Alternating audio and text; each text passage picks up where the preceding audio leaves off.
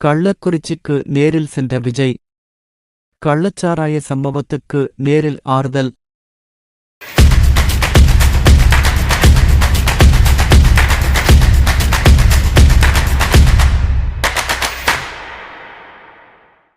கள்ளக்குறிச்சியில் கள்ளச்சாராயம் குடித்து 40க்கும் மேற்பட்டவர்கள் உயிரிழந்து இருப்பதற்கு அரசின் அலட்சியம்தான் காரணம் என நடிகர் விஜய் ஏற்கனவே அறிக்கை வெளியிட்டிருந்தார். பலி எண்ணிக்கை தொடர்ந்து அதிகரித்து வரும் நிலையில் பல்வேறு தரப்பினரும் இரங்கல் தெரிவித்து வருகின்றனர். சாராயம் குடித்து இறந்தவர்கள் குடும்பத்திற்கு இரங்கல் தெரிவிக்க நடிகர் விஜய் நேரில் சென்று இருக்கிறார். அவர் மருத்துவமனையில் சிகிச்சை பெறுபவர்கள் நேரில் சந்தித்து ஆறுதல் கூறியிருக்கிறார். அதன் வீடியோ வெளியாகி இருக்கிறது.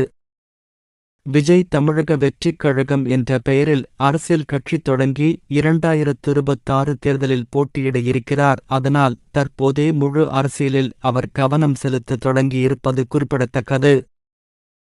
மறக்காம லைக் பண்ணிட்டு நம்ம சேனலை சப்ஸ்கிரைப் பண்ணி வச்சுக்கோங்க. அப்பதான் நான் போற ஒவ்வொரு வீடியோவும் உங்களுக்கு நோட்டிபிகேஷன் வரும். இதே மாதிரி அடுத்து ஒரு நல்ல வீடியோல மீண்டும் சந்திப்போம்.